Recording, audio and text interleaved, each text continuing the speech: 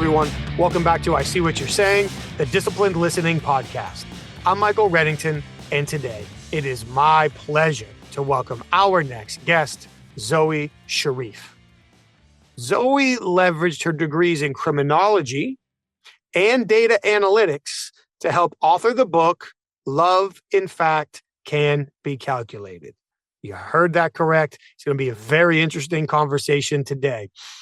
She was born in Afghanistan, raised in Vancouver, lives in California, and her education and personal history help her provide very unique insights into forging strong relationships with ourselves and with other people. I'm really excited to share this conversation. It's a very unique point of view that she comes from, marrying, forgive the pun, data and emotions as we build our relationships. One of the things that we're going to spend a lot of time talking about is the importance of recognizing and building our self-worth. How in any relationship, business or personal, it's important that we identify and align our values.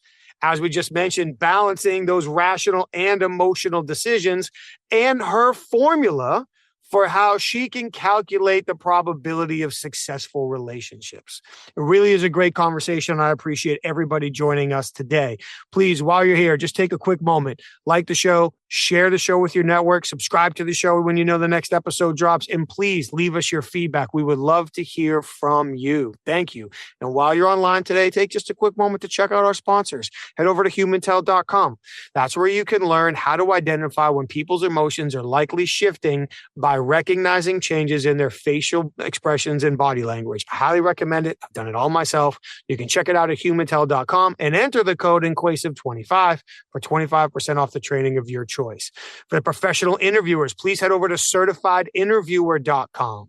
That's where you can get all the information you need to know and sign up, register for both the International Association of Interviewers and the Certified Forensic Interviewer designation. All you need to know is right there at certifiedinterviewer.com. Now, while you're online, please check out inquasive.com. That's where you can learn more about the programs our clients ask us to facilitate for their senior leaders, sales teams, HR teams, and more, to teach them how to encourage people to provide the everyday confessions that are lurking in all of our high-impact conversations. Really appreciate you joining us for another week. Thank you so much. Without further ado, I introduce to you Zoey Charif. Hello, Zoey. It is so great to see you. How are you today? I'm doing great. Thanks so much for having me. We've had to be a little bit flexible with the scheduling here. So I want to open up by saying thank you very much. I appreciate you rolling with the punches with me as we were getting this scheduled and going. And we're here today, and I'm glad we are, because I find your background, with my biases, of course, to be very interesting. So when you get started here in a second, obviously correct anything I screw up. But while you were studying criminology of all things, you started developing a theory and framework for helping people find true love in romance. And for me, there's like the jokes write themselves going from finding criminals to relationships, but I'll leave that where it is.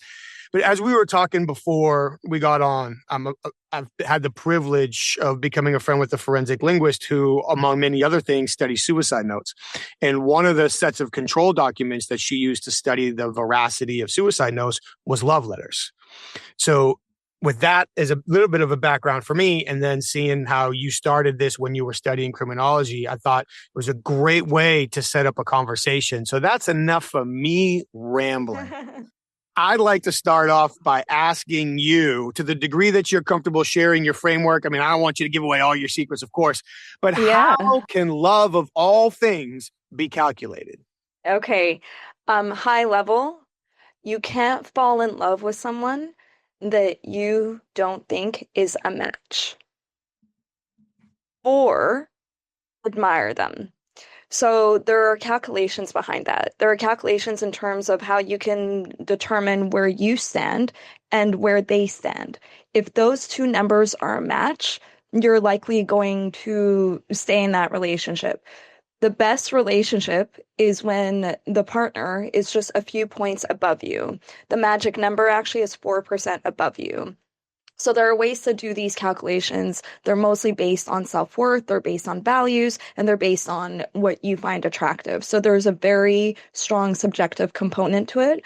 But with that, you can actually analyze and use data to determine whether someone is good for you or someone will anchor you in the sense where they'll bring you down, right? And again, what we're finding is that the best type of relationship is when you admire the person. So when you see them as on average 4% above you. I'm curious to understand what above you means, but before I Sure. ask that question, I'm saying it out Yeah. loud so I don't forget it. I want to get Uh-huh. back to something I heard you mention a moment ago, because there is some subjective stuff here, and some of that Mhm. might be what you find attractive, but I feel like some of that also might be when you mention self-worth. And Oh I yeah. feel like as a parent, as a husband, as a friend, as a leader, as a coach, in all aspects of my life, like trying to help people recognize their self-worth is in many ways like goal number one, cornerstone number Oh. one. So I'm curious, through your formula, not only how do you help people identify their self-worth, but really like recognize and build it. Yeah. So what's funny is when I started developing the framework, I didn't realize that it would be a tool on determining your self-worth and working on your self-worth. I didn't realize that that's what would come out of this. All I understood was you have a score. You give your partner a score. If that score is a match, you're likely going to stay together. If the partner score is much lower than you, you're not going to feel fulfilled or satisfied. Your brain is going to say, I'm too good for this, or they're not meeting my standards. And as humans, we are literally programmed to mate with a strong partner to have a strong offspring. Even if we're not consciously thinking this way, it's our primal instinct. Our reptilian brain is always looking for a strong mate, right? So going back to self-worth, the way you even calculate a self-score is by determining your top values. Okay. Now the framework says do your top 5 values. Me personally, I've expanded that to top 10 values because I've grown a lot in the last few years and I realized that top 5 was just simply not enough for me. And my additional 5 were more nuanced because all of a sudden I started looking at peace of mind and freedom as values that I didn't realize I had. So your top 5 values are what you respect in people in general. And then you evaluate yourself for each one. So for you, Michael, it sounds like, you being a dad is very dear to your heart. So I would say maybe one of your top 5 values is fatherhood or family, right? Purpose seems to be another one of your values. Again, I don't want to speak for you. I'm just, like Judge evaluating. away. Judge.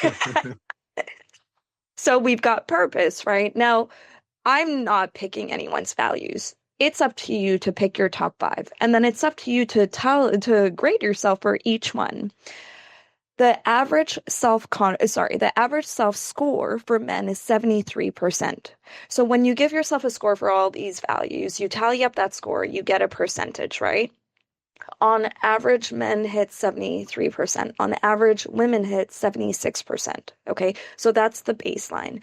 If you're above that, then fantastic. You're probably above average when it comes to self-worth and how you feel you show up as a human, right? Keep in mind, your values will be very different to mine. It actually does not matter what your values are. What matters is how you feel you show up based on your own values and not your parents' values, not your wife's values, your values, right?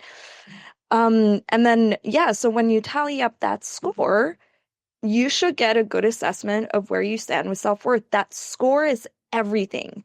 And that's what I did not realize when I was building this framework. We found that the couples who are currently together in a relationship had a high self-score. The ones who were below average were not able to hold on to a relationship. They were either broken up with, they were in an on and off relationship, or in a mutual breakup relationship. There is one group, though, that was above the currently together that had an even higher self score. Those people chose not to settle. They did the breaking up and they were just slightly above the average. Okay. All to say we need to normalize being single. That's the number one thing. But the other thing that's so important is if you don't have good self-worth, you are not likely going to engage in healthy communication in the relationship. You are not likely going to have good standards, healthy standards, and you are not likely going to attract a rock. Because how can you attract a rock when you can't be your own rock? Right? So with these with the self score, the goal is to work on that. The goal is not to say, okay, well, I'm a 65%, I'm done, F me. No, we're not doing that. What we're doing is, okay, how do we get that 65% to just slightly above? And then how do we work on that little by little? Also, maybe we should reevaluate the values. Are these values conducive to a healthy human life? Are you adding purpose, for example? Or are you so focused on materialism and finances? And I understand that stuff is fun, but does it really feed your soul? No one can answer this for you. It all comes down to self-reflection. But at the end of the day, that self-worth, that numerical assessment of self-worth is the key of this whole framework in terms of how to work on your relationship, how to communicate well with your partner, and how to have a good relationship with yourself based on data and based on analytics. Which I find fascinating because I would imagine, as I now turn to the assumer stage of the conversation, that when we talk about recognizing our own self-worth, that carries beyond our personal and romantic relationships. That carries on into our business relationships, that carries on into our friendships, that carries on in how we function in groups. So I would imagine, without any degree to back this up, that people with a higher sense of self-worth, that people with a higher sense of self-worth are likely, to your point, going to function better and maybe even achieve more in a lot of scenarios, business, personal, community, besides just their romantic relationships like we're talking about today. So I want to get back to developing that, but really quick, I had a question. You mentioned men scoring 73% and women scoring 76%. Of course, men lose again, such is life. But I'm curious, 73 or 76% of what? So I'm like, the 100% be like the perfect score on the framework? And generally speaking, people with a high sense of self-worth, or I guess maybe an average or above average sense of self-worth, are getting into that, 73 to 75 percentile? Yeah, so basically we asked survey takers, what's your top five value? There is data right now, if anyone is curious, and you can go on my website in terms of what people's top five values tend to be, but it really doesn't matter. What we were trying to determine was, where do they stand as a human? How well do they feel they're achieving in life, right? So we also determined that there's a personality type. It's a dichotomy kind of, so it fits on a scale, right? So imagine a scale of introvert and extroversion, right? So that's what I mean by scale. There's a dichotomy that we identified, which is the optimist versus the critic. The optimist will be very happy to give high scores, right? The critic will hold back points. Now, there's a healthy critic and an extreme critic. The healthy critic will say, hey, there's room for improvement. No one's perfect. There's always room to grow. The extreme critic will essentially say, nothing is ever good enough, not within me and not within you. And these people are commitment phobes. They're looking for a unicorn. Sometimes it's very much trauma based. If they grew up in a family where perfection was constantly expected of them and they were not praised or they were not validated for their achievements, they are likely going to become extreme critics. Now, on the other side, we have the healthy optimist and the extreme optimist. The healthy optimist, their narrative is, you're exactly where you're meant to be in life. Don't be hard on yourself. You'll be okay. Maybe you're not where you want to be, room for growth, but don't worry about it. I'll give you good scores because that's exactly what's reasonable for where you're in life right now. Okay? These people tend to be in a relationship more than the critics, even the healthy critics. Okay. Now there is one more category, and that's the extreme optimist. They also tended to be in relationships, but I don't know if it's healthy because the extreme optimist will say, hey, it's okay that you haven't been my rock for 7 years. I'll still give you top scores because I know what your potential is. And you're just learning and you're just on your journey and you just cheated on me 5 times, but that's okay. You're learning. Like, and they stayed in the relationship, right? Because they tended to be in a relationship. I don't know if that's super healthy, right? To each their own. But all to say, it seems like those 100%, there were survey takers that were hitting 100% for themselves and their partners.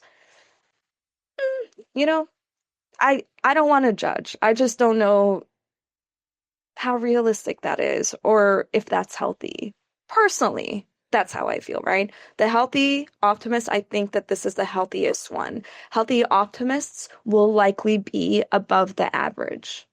And then the healthy critics and the extreme critics will actually bring down that average. That makes sense. Thinking from the average, the baseline in and out.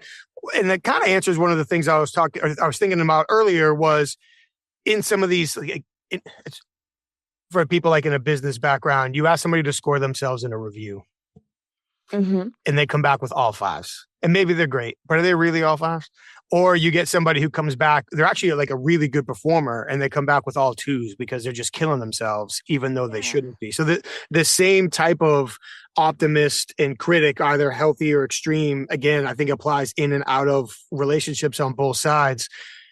From what you've seen, what are some ways to help people really develop that healthy, almost middle of the road approach? Like when I take this out of like romantic relationships for a minute, you mentioned being a dad. I think about my son and I think about trying to help him compare himself to himself, like in the most Right. general way ever. Are you better today than you were yesterday kind of thing, Yeah. as opposed to always comparing yourself to other people or maybe these misaligned idea, like you, thankfully I'm not on social media, but for the people that are, you go on social media and you see all these people that appear to be living these perfect lives. And you're like, well, that's not me. I'm not living that life. Well, for real, those people probably aren't either. They're just Yeah. making it look that way. So through your framework, what techniques have you found to help people really identify or work towards that healthy middle ground?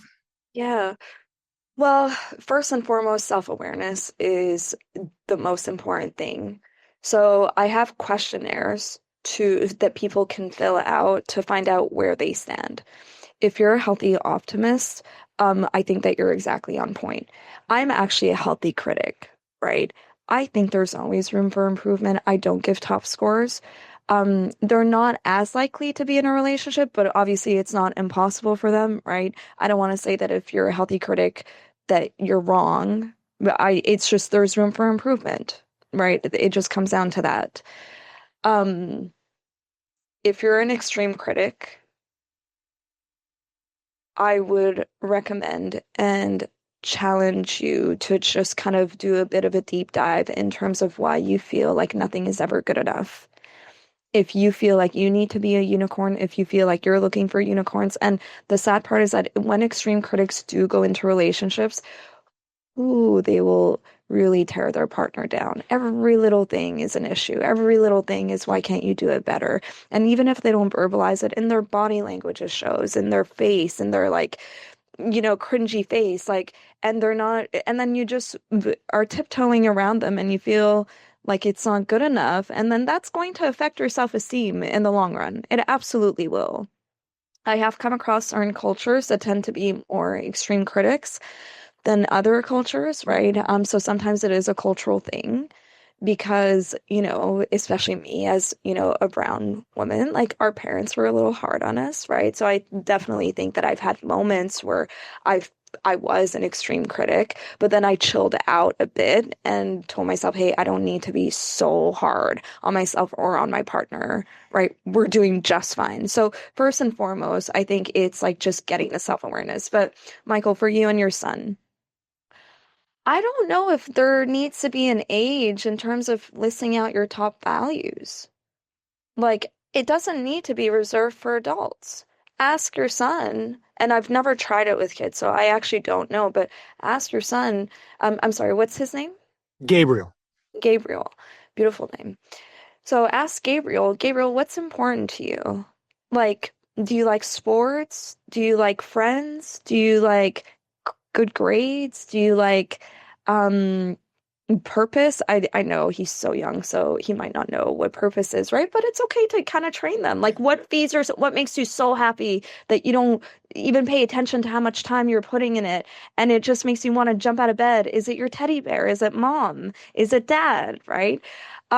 So listen out and ask him. Maybe not a number, but maybe like good, not good, right? Just keep it a little simple for kids.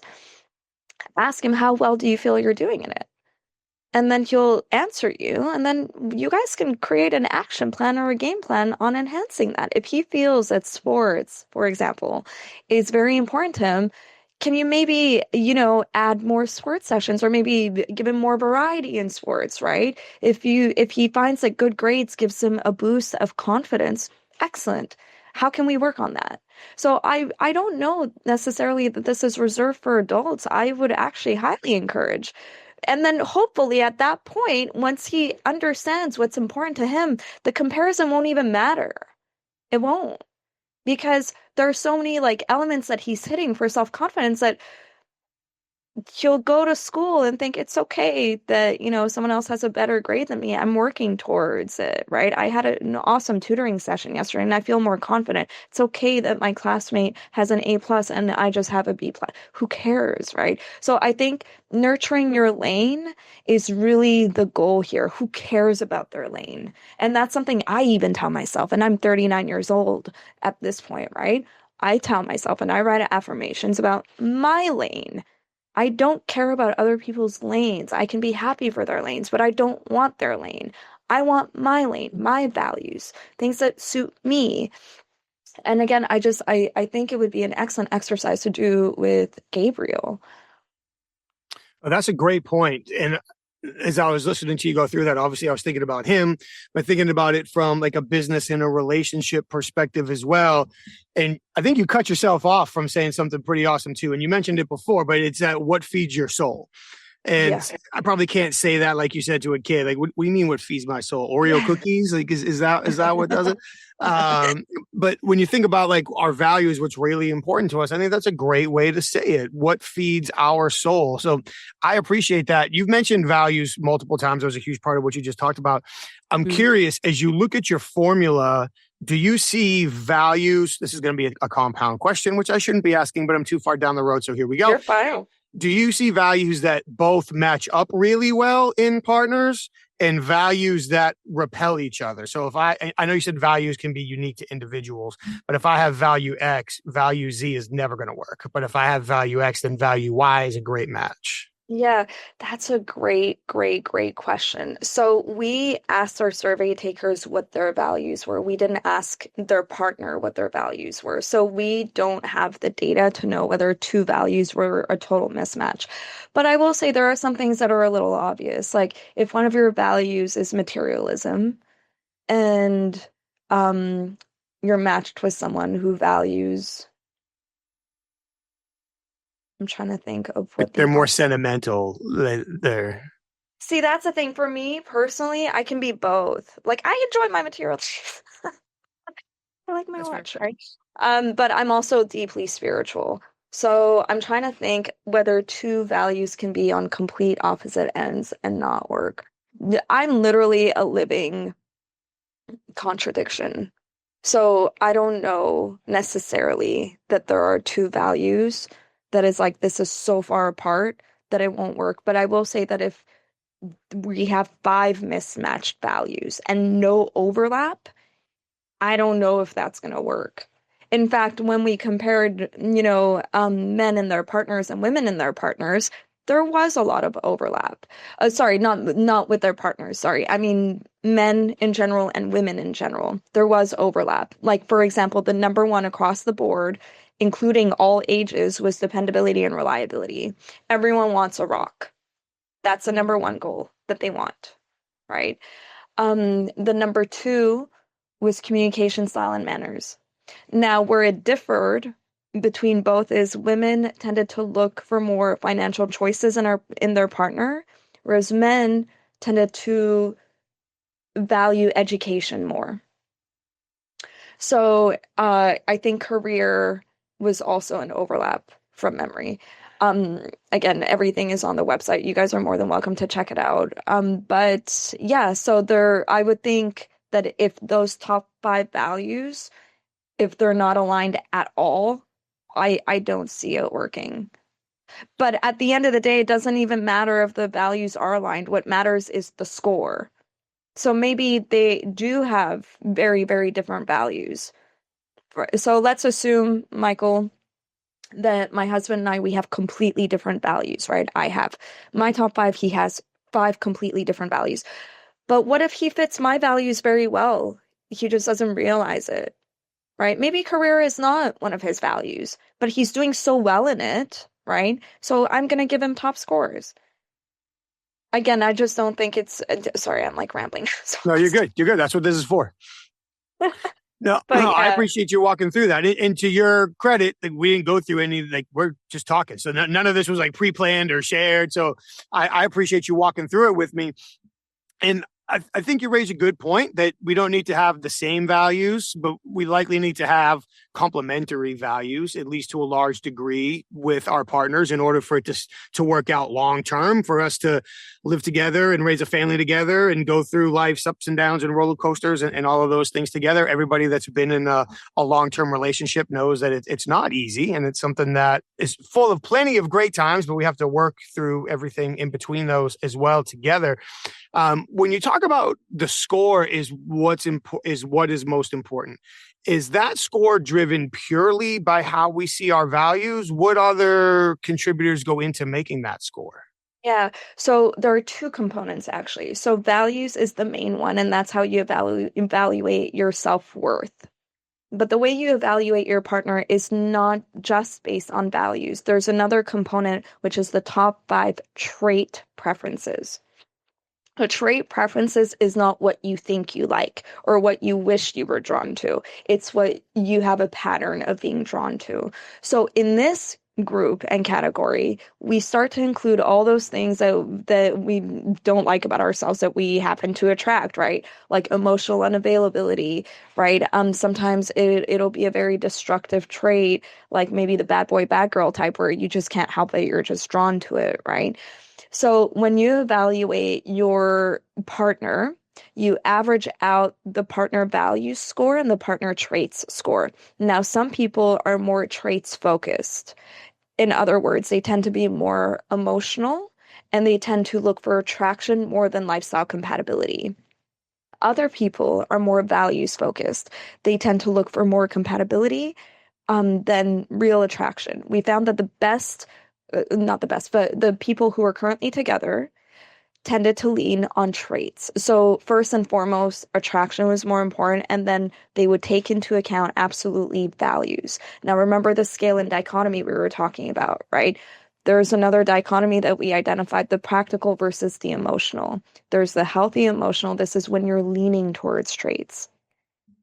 The extreme emotional is when you're completely saying, forget about the values. I'm just so drawn. Oh my God, this man, this woman is just so sexy and nothing else makes sense. But, we live in a fantasy and we're in a Disney movie and, so it's fine. It'll work, right? And that doesn't work. The analytics show that if you're an extreme emotional, you are not likely going to sustain that relationship.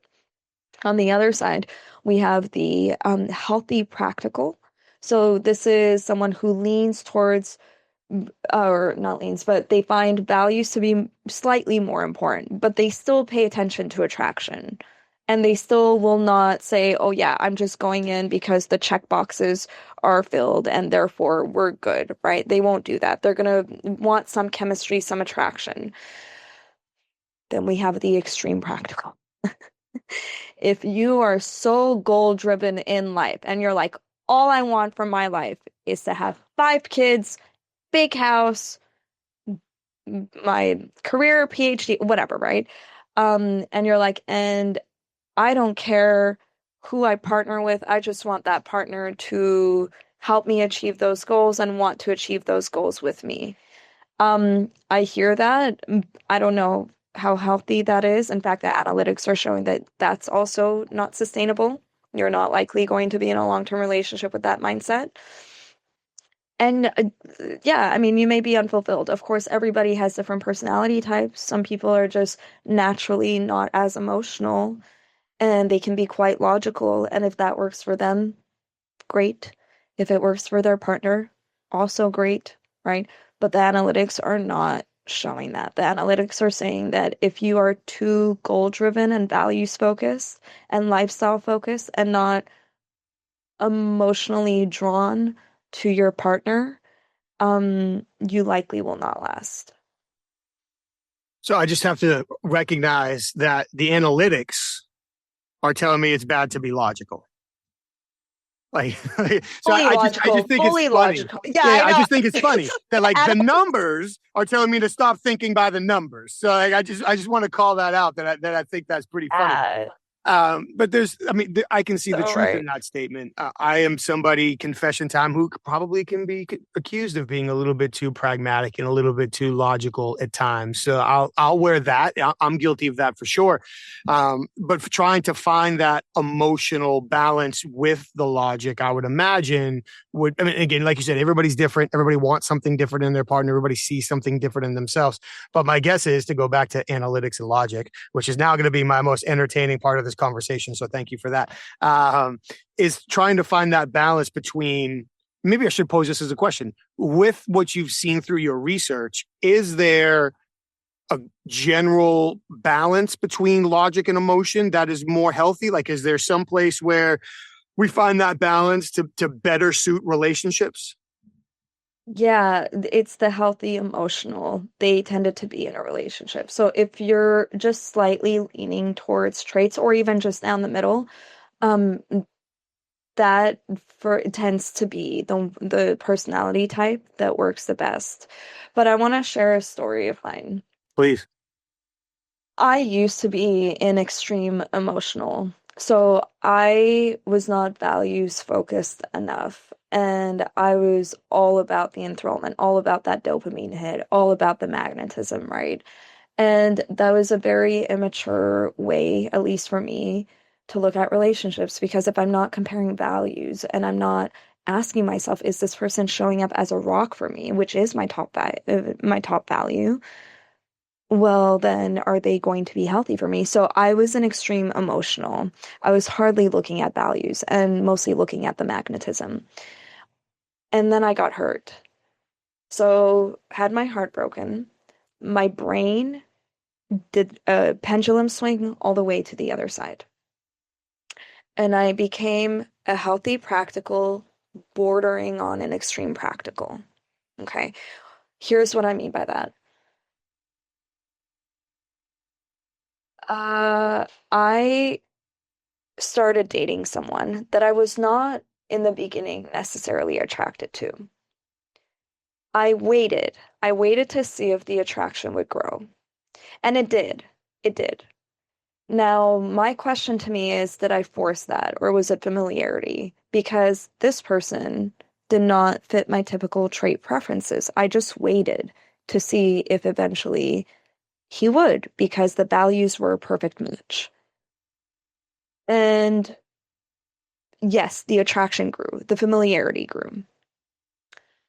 Here's the thing though. Over time, the attraction faded because from my understanding, um, I forced it a little too hard. And had I been either a healthy emotional, which I was because I was waiting for the attraction, but I think I put a little too much emphasis on the practical. And that's because of my own trauma, because I was the extreme emotional, two traits focused. So I did a pendulum swing. I went to healthy practical slash extreme practical. And although I was waiting for the attraction, I don't know that that became my main goal. And then eventually the relationship broke down. And there's nothing wrong with that, of course, right? We're all humans, we're all learning like what a good balance is. But from that, I recognized that I don't want to say you are who you are, okay? I don't want to say that. But you do as a human have certain tendencies. Your body functions a certain way, your mind functions a certain way, your neurochemistry functions a certain way. Like, Michael, can you help if I tell you a joke? Can you help if you find it funny or not? Like you can't, and it's instant. The brain knows before you can even process whether something was funny or not. That's what attraction is. If you are attracted to certain traits, yeah, you can repress that and suppress it, which I think I did. And I think that I wasn't giving myself enough grace, maybe enough time to just see if there might be a better match out there. And I was just so scared of falling back into an extreme emotional part of me and, being drawn to someone who's just so unhealthy that I'm like, this makes sense. And I am safe because my emotions are completely under control.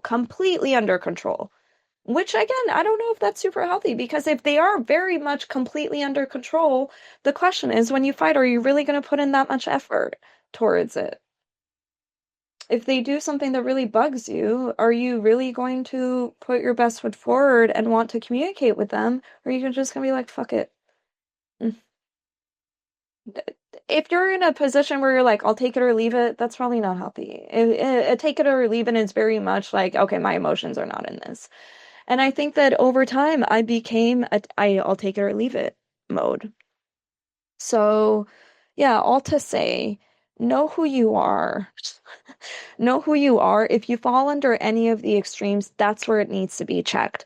But if you're like typically an emotional and then all of a sudden you're a practical, I would maybe ask you, did that come from something that broke your heart? Or is it a true, genuine cellular shift? If it is, then do your thing. But if it's coming from you trying to protect your heart, I don't know that that's going to work either. Because at the end of the day, then you're settling or you're forcing yourself to be someone that you're not. And that never works. Yeah, I imagine it can work for a little while, but it's certainly not going to work long term. It's not going to have that staying power. And I appreciate you sharing your story as you did. You talked about swinging from one end of the pendulum, essentially all the way over to the other, maybe not all the way, but largely across the pendulum. And from the outside looking in, I feel like when people change how they believe, how they think, how they act, whatever, oftentimes it is, however wide their pendulum is, it is to that opposite side. A lot of times people don't stop in the middle. If they're all the way over on one side, they're going to end up all the way over on the left. And maybe some people's that swing is greater than others. As you have looked at the personality traits and you have looked at how people can develop their self-worth, and along with that, as you've mentioned several times, their self-confidence, how have you seen people be able to develop the ability to maybe not stop, but at least start slowing down in the middle of that pendulum swing so they can check themselves like you were just referencing? Yeah, honestly, I think it just comes down to education, like understanding what's going on. I didn't even understand what was going on. I was writing out the framework and then I was able to apply my own experience and say, here's what happened. I didn't realize I swung. And I also, by the way, didn't realize that it was not necessarily a good thing. It was my experience that showed me, hold on, back up. That's not who I was. It's not who I am. I forced a personality type and I thought I was making the right decision because it was safe, but it was very much trauma based. I don't know if trauma is the right word here. It was very much just wanting to protect my heart. Yeah, call it trauma, right? Sure. And I didn't realize that. And I didn't realize also what would come out of it, which is a lack of effort on my end to make it work. Because I'm like, well, if the attraction isn't there, then do I really want to make it work? Right? So self-awareness is the biggest thing. Experience, like, for me, has been so important. But now that the framework is available, just going through it, doing the questionnaires, understanding where you stand, and if you see the pendulum swing, just catch it. That's all you can really do. Once you catch it, then hopefully you can start implementing tools and tricks to not swing. If you're typically a practical, don't assume that just from one day you'll become an emotional because I'm telling you that those are the best people, the people who tend to be in a relationship. Don't do that. Be true to yourself. That's what it comes down to. Because if you force yourself to be an emotional, you're not going to be fulfilled. You're going to find someone that you're attracted to, but the values will be misaligned. Then you're going to be completely unfulfilled. You'll be like, what the fuck did I do? Why did I get into this? Now it's too late. Don't do that. Be true to yourself. Just don't be in the extreme end. That's just what it comes down to. I think staying out of the extreme end is probably good advice for a lot of things in life.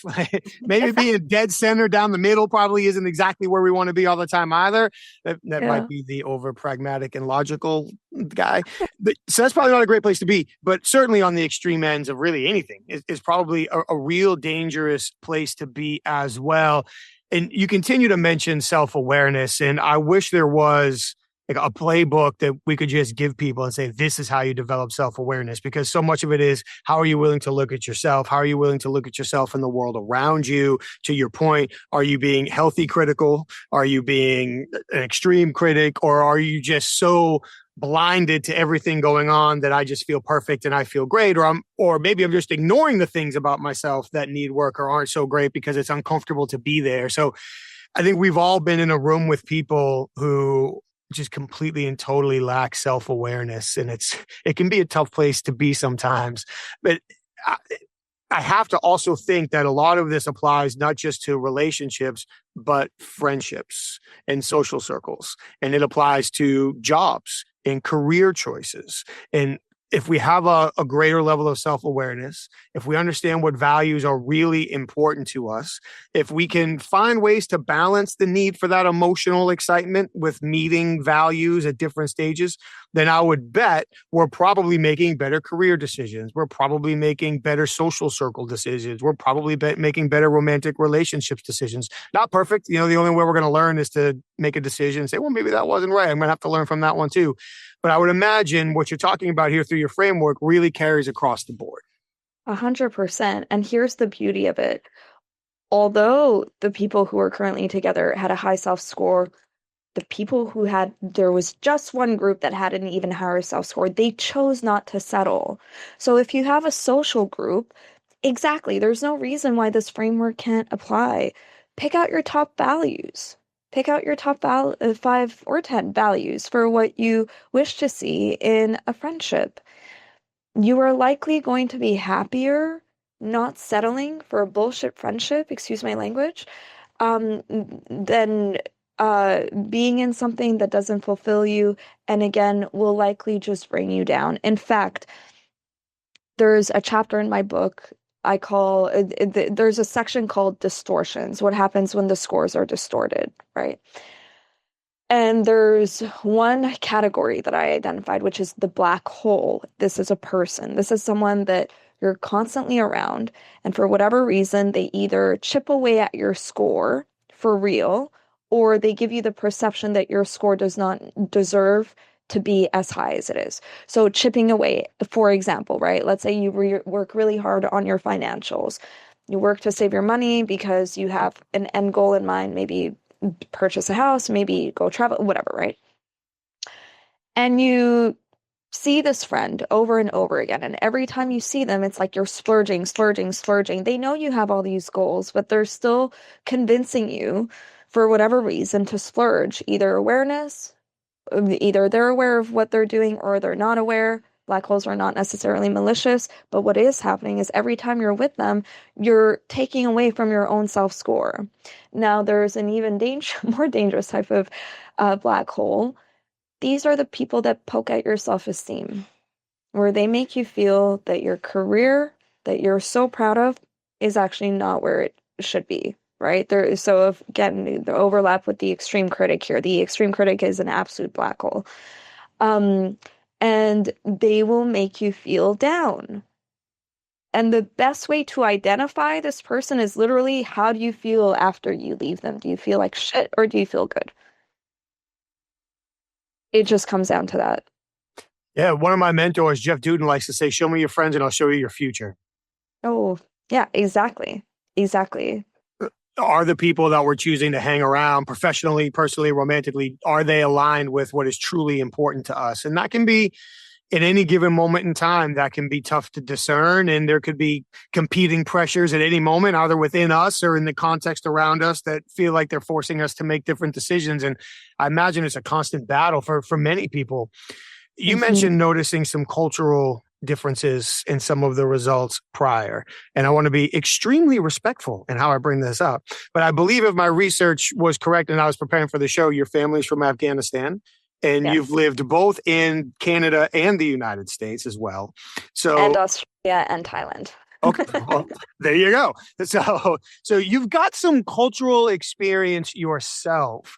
I'm curious, through that lens, And I also want, before I ask the question, let me get this out here. Not everybody from every culture behaves the same way as everybody in every culture. There are individualist opportunities within every culture. So by no way, shape, or form am I trying to paint groups of people with one brush only. But as we're talking about data and we're talking about analytics, Yeah. have you noticed certain data or analytic trends with certain cultures? Not data, but here's my observation. My observation is that people who come from immigrant families, any immigrant family, they, from observation, tend to be more prone to becoming an extreme critic. Here's my interpretation of that. Immigrants, when they leave their country, like we were refugees, right? We didn't have a lot of money. So we actually went from Afghanistan to Geneva. I was barely born. I was 12 days old. Eventually, we moved to Montreal. I think I was 2 years old. We didn't have any money. So for my parents, it was so important that I hit those A's. For my dad, it was so important that I get my education. And that's what I'm seeing across the board with these immigrant families. It's because things are not as certain for us. And because they put in so much effort to get their families out of war-torn countries or poor countries or whatever, they just needed to know that their kids are going to be okay. And we're talking about parents and immigrant families who, maybe in their home country knew the language, had a social network, had money, right? And now they're coming to a new place alone. Alone, no social network, working jobs that, that don't necessarily fit the identity that they had back home. And they just want to make it work, and they just want to do that for their kids. Like, they are extreme protectors. And to them, that extreme protection is, hey, kiddos, you have to fucking make it work. You have to. Where are your A's? You cannot slip. And then, although that could be shown with love, I think that it was their nervous system that was so shot that it turned into discipline. It turned into no. Like, you absolutely have to, and something would trigger within them if they felt like their kid was not going to succeed. So I think that's one of the reasons why us with immigrant parents, as we grow up, we have this very perfectionist mentality where it's like we have to make it work. We can't risk being at the bottom of the food chain. We just can't risk it because it's been ingrained in our minds that if you're at the bottom of the food chain, you're going to be stuck in a war-torn country. All that mentality, that mindset has been transferred to us, maybe not verbally in this way, but in the energy, it's been like transferred, where you need to know that you can survive. And the only way you can survive is, sadly, if you're perfect, or at least you strive for perfection. Never think that you are safe. And I don't know that us as, with immigrant parents, I don't know that we realize that that's been transferred to us and we think it's normal. And once again, I've just seen it a lot. And then there's, the Caucasian Western person who grew up here, generation upon generation. I just don't know that they have that urgency the way that we do to be perfect. So I guess what I'm also trying to say is give some compassion to these extreme critics. It can very much be trauma-based, a part of dysfunction. If you're a narcissist, though, and you're just a jerk, then, but more often than not, especially if we're talking cultural, that's my interpretation for why we're this way.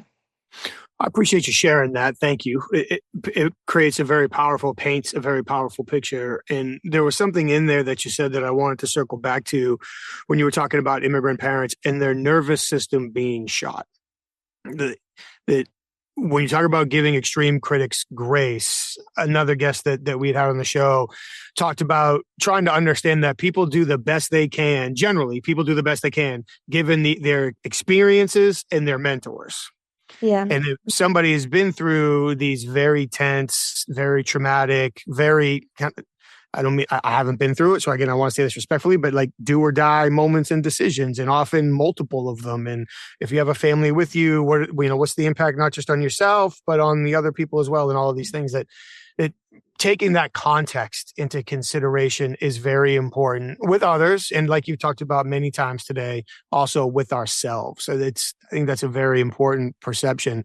I want to be very respectful of your time. You've already been super flexible getting this No, schedule. So you're okay. I appreciate that. As we move to bring the conversation full circle, based on your formula and all your work and all of your research, whether somebody is looking for a relationship or in a relationship, what encouragement would you really want to leave them with in order to find that true happiness and fulfillment? Yeah. Actually, circling back, it all comes down to your self-score. Don't worry about looking for someone if your self-score is low. Don't even try to make it work with your partner or enter a conversation where you're about to express your frustrations if your self-score is low. Like it's not going to work to your benefit. You have to work on the self-score.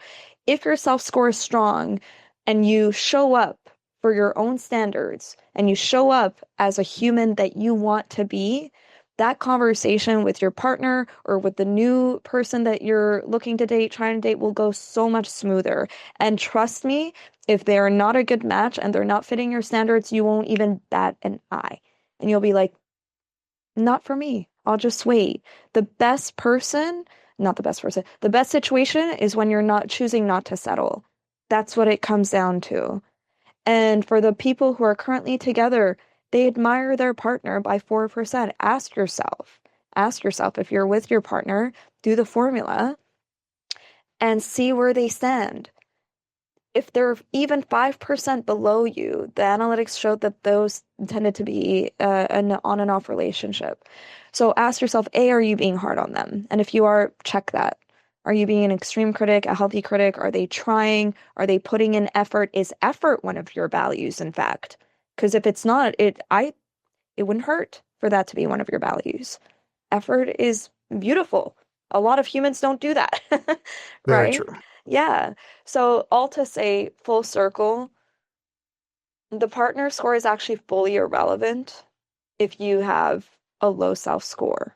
Your conversations and trying to fix a relationship is fully, I don't want to say irrelevant, but will not create the best outcome if you have a low self-score. Work on your self-score. That's your number one goal. Everything else will fall into place, I promise.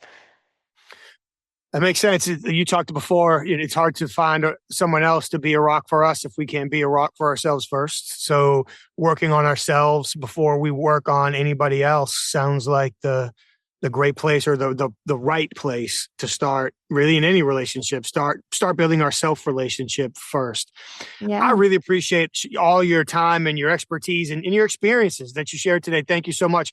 I know there's people that are listening that want to stay connected, that want to go to your website, maybe take the survey, read the science. You threatened me with science today, but you kept it conversational. So they want to read more about the science. They want to learn more about what you do. They want to purchase your book. So Sure. where should they go in order to stay connected with you? Yeah, so my website is lovecaninfactbecalculated.com. You can learn more about the analytics, so what people's top 5 values tend to be, top 5 traits. So everything is there for you. Beyond that, if you want to purchase the book, you can find it on Amazon or the Barnes& and Noble website. If you're in Southern California, you can find it at the Huntington location or Spectrum location. And did I see that the proceeds of all the sales of your book are donated to charity? 10% to Afghan charities to Afghanistan. I want to make sure we get that out there as well. Thank you. I So, appreciate that. of course. So, thank you. I truly appreciate your time. Thank you for all you shared. Thank you for all the great work that you're doing. And thank you for continuing to support charity with all your hard work. Giving up, for people that haven't written a book, they might not necessarily realize it, but giving up 10% of the money you make on your books that you sell is actually a reasonable chunk of the money you get per unit that you sell. So it might not sound like it, but you work super hard to put that together. And then you're giving away a pretty reasonable chunk of what you get back to help people in need. So that certainly says a lot about who you are and the values that you live to. So thank you very much. Thank you for saying that. You're so kind. Thank you. Appreciate you. It was great to meet you. I look forward to staying in touch. Likewise. Thank you. Zoey, thank you for a wonderful conversation. I truly appreciate all that you shared from your research, from your experience, and from your personal story as well. Thank you so much. You hit on a couple of you hit on many great things, but a couple to call out here. I really love your idea of what feeds your soul. For all of us, that's going to be different. But if we can focus on what feeds our soul, think about how happy we can all be. It is so important to develop that skill of self-awareness. Again, it's difficult because it can force a really hard look in the mirror and create some difficult work for all of us. But self-awareness is such an important skill, which is why, as you said, we should all create personal action plans to help us reach our goals, whether they're personal, whether they're relationships, whether they're professional or otherwise. Those personal action plans are probably what we all need to get there. I really appreciate you sharing the time, Zoey. Thank you so much. And of course, thank you to everybody that took the time to listen to another episode this week. We really do appreciate you being here week after week. Thank you so much.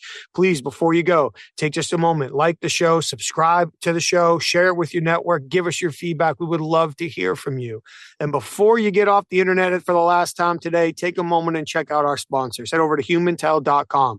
That's where you can learn to identify when people's emotions are likely shifting. Again, by identifying changes in their nonverbal communication, their facial expressions, and their body language. I've done all their training. I highly recommend it. Read their research, pick out the training you want, and enter the code INQUASIVE25 for the training program of your choice at 25% off the training program of your choice at humantel.com. For the professional interviewers, head over to certifiedinterviewer.com. That's where you can learn everything you need to know about the International Association of Interviewers. What do they offer? Programs, training, networking, connections, and beyond. That's also where you can learn more about the Certified Forensic Interviewer designation. How do you qualify? What can it mean for your career after you earn the designation? All that and more at certifiedinterviewer.com. And please go check out inquasive.com. That's where you can learn more about the programs that our clients ask us to facilitate for their senior leaders, sales teams, HR teams, and more to teach them how to encourage people to share sensitive information under vulnerable circumstances in the face of consequences. We really appreciate you being here for another week. Thank you so much. Stay safe, take care of each other, and we'll see you next time.